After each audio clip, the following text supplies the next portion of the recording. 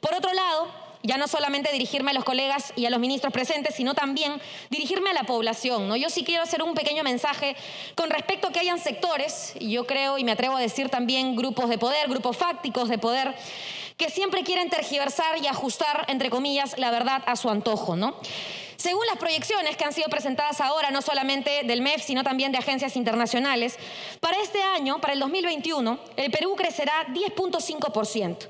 Y para el año 2022 se proyecta, sería 4.8%. Esto nos pone al Perú a la cabeza del crecimiento de la región para los siguientes años. Esa es una verdad, no es una opinión, ¿no? Y creceremos casi el doble que el promedio de la región. Estamos creciendo, según estas proyecciones, por encima de Chile, Argentina, Colombia y Brasil. Es una realidad que yo creo, y uso mis minutos de intervención, creo que vale la pena comunicar. Lo que sí quiero hacer énfasis, y para terminar, creo que todos los congresistas aquí quisiéramos ver en este presupuesto más recursos para ollas comunes, más recursos para vivienda digna, más recursos para agua, desagüe, pistas y veredas. Pero como en algún momento dijo el ministro Franque, no podemos inventar el dinero.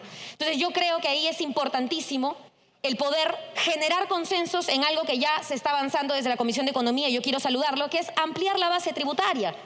No podemos inventar el dinero, necesitamos ampliar la base tributaria. Yo saludo en ese sentido que se ha conformado esta semana un grupo de trabajo para ese objetivo, para no solamente ampliar la base tributaria, sino evaluar los criterios para que nuestro país finalmente se pueda incorporar a la OCDE, que me parece fundamental, y en ese camino también repensar una reforma que nos genere más contribuciones, pero para darle a aquellos que más lo necesitan. Muchas gracias, Presidenta. Tiene la palabra Anderson Ramírez por 10 minutos. Muy buenas tardes. Un saludo al Premier, un saludo al Ministro de Economía. Yo quería aprovechar esta oportunidad, estos 10 minutos que me dan, si se quiere, un poco para hacer un poquito de docencia económica, si me permiten. Porque hay algunas cosas que se dicen y que se malentienden o se manipulan. A ver, voy a comenzar con el tema del crecimiento que ha mencionado mi colega Sigrid Bazán. Porque claro, ella se alegra muchísimo de una tasa de crecimiento esperado de 10,5%. Dice, vamos a ser el número uno en América Latina, ¿verdad? ¿Alguien debería sorprenderse de eso? No, si alguien que sabe economía, sabe que el año pasado el Perú tuvo la peor tasa de crecimiento, no solamente de América Latina, sino una de las más bajas del mundo, porque cayó la economía en 11,2. Así que lo que tenemos de crecimiento económico esperado para este año, que suena tan maravilloso, es sencillamente un efecto rebote, un espejismo, ¿ok? Eso es número uno. Número dos, hemos escuchado varias veces a muchas personas hablar aquí del tema de la decisión de Moody's, esta agencia internacional de riesgo, de análisis de riesgo crediticio, ¿verdad?, que nos ha dado la noticia justo un día antes de la presentación del ministro, que por primera vez, escuchen bien esto, por primera vez en 20 años, en lugar de darnos una noticia positiva que implique una mejora en la calificación, tenemos un castigo a nuestra calificación crediticia. Lo más interesante es cuando uno lee las razones, porque efectivamente la fortaleza interna de la economía peruana, lo que se conoce como los aspectos fundamentales de la economía peruana, siguen allí todavía, sólidos. E incluso, la verdad, cuando uno escucha, y lo hemos escuchado al ministro Franque describirnos lo que está pasando a nivel internacional, y para los que he escuchado que también dicen ahí la crisis internacional ya no hay tanta crisis, ¿ah? Por el contrario, las economías allá afuera se están recuperando muy rápidamente, y se están recuperando muy rápidamente porque están haciendo las cosas en el orden correcto. Es decir, atacando la pandemia, asegurándose de que efectivamente no van a haber nuevamente recaídas, ¿verdad? Impulsando el gasto público inteligente, sobre todo en infraestructura productiva, ¿verdad? Y de esa manera, pues entonces van saliendo rápidamente del hoyo en el que cayó la economía mundial durante el año 2020, consecuencia del COVID, ¿no? Entonces, cuando uno lee el documento de Moody's, y dice, bueno, Moody's reconoce que la fortaleza interna, inherente de la economía peruana está allí, que incluso tiene un entorno súper favorable porque los precios de los minerales están pues a súper alza, ¿no? Y que es posible que se dé efectivamente un nuevo superciclo de los metales. Entonces, en realidad, la decisión de Moody's debería haber sido, vamos a mejorar la calificación. pero no lo hace. Y no lo hace por una razón que a mí me parece importante que lo lea, para no equivocarme, dice. Lo que hemos visto en el inicio de este gobierno no es propio de un país con calificación de A3. Lo que hemos visto del inicio de este gobierno. Evidentemente, los que vivimos en el Perú podemos tener una posición de izquierda, de derecha, de ultraizquierda, de ultraderecha, etcétera, pero no podemos negar lo que nos pueda decir un observador externo. Un observador que lo único que está buscando es saber si va a colocar sus inversiones en un lugar seguro, en un lugar donde no solamente haya capacidad de pago, sino que además también haya voluntad de pago, que son los dos aspectos que justamente mide la calificación crediticia. Entonces, claro, los analistas de Moody's, como seguramente va a ser también los analistas de Standard & Poor's, los analistas de Fitch, ¿no?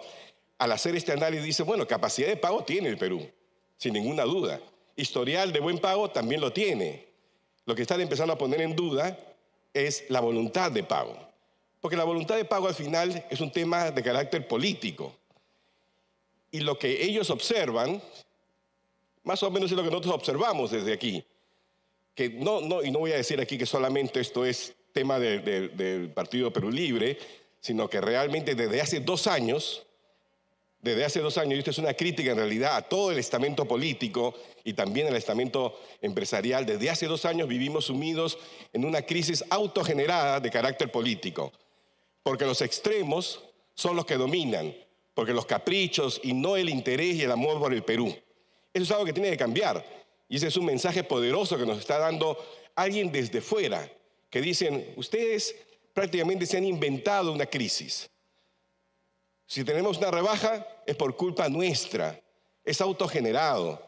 Esto no viene, no tenemos ahora cómo decir simplemente, es culpa del entorno internacional, es culpa de A, B, C. No. Así que como los responsables somos nosotros, entonces también es importante entender que quienes podemos cambiar esto somos nosotros mismos. Entonces, bajémosle efectivamente el grado de incertidumbre, ¿no? Y de confrontación política. Pero eso va a ser posible siempre y cuando haya liderazgo. Y una de las cosas que no hay es liderazgo político. Y eso hace, por ejemplo, que las buenas intenciones del ministro Franque, ¿no? Relatadas aquí en esta presentación, que podría haber sido escrita a propósito por el ministro Waldo Mendoza, porque no hay mayor cambio. Esto pareciera ser una extrapolación del presupuesto del año pasado, algo que me sorprende, porque la verdad, si algo hay que criticarle al señor Mendoza y en general a los gobiernos últimos, es que han caído en la trampa de la inercia presupuestal. Es decir, todos los cambios son marginales, te aumenta un poquitito más aquí, un poquitito menos allá, etcétera.